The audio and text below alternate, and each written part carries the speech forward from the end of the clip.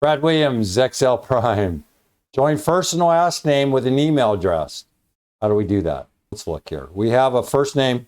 We have an email address. How many times have I thrown concat at you? Well, if you don't want to use concat, we can use other ways of combining these two. Our outcomes are going to be this name, this address, all in one cell. How do we do this? We can use B5 and then we want to capture this address, email address, inside with the name. No mystery there. Notice we're not using the concat format. We're just using greater than, less than, and the and sign. And sign means concat. We're going to grab B5. Then we're going to use an and sign. And notice there's spaces here.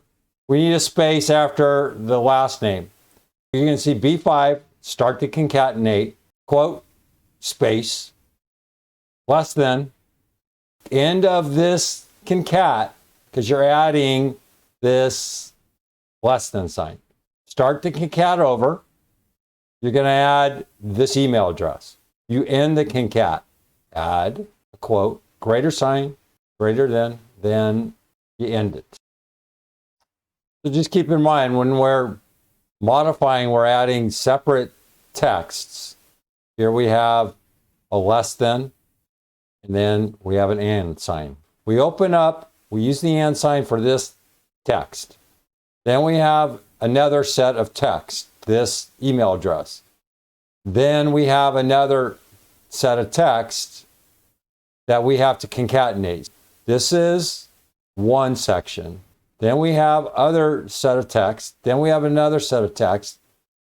If you don't include the and or the concatenate, it won't work.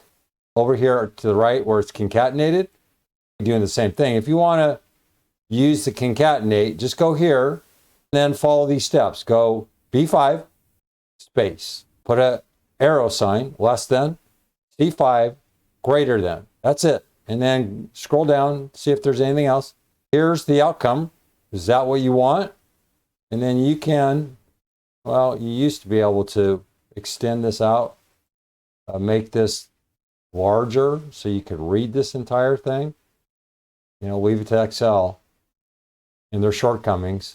If you like the concatenate, you can use concat or concatenate to do the exact same thing. This is exactly what I just told you. Read it, practice. What I do from time to time is I'll look at this concatenate, something like this, and I'll start removing the and signs to see the outcome and to see why this thing works and why it doesn't work. Over here, it's self-explanatory. It's the easier approach.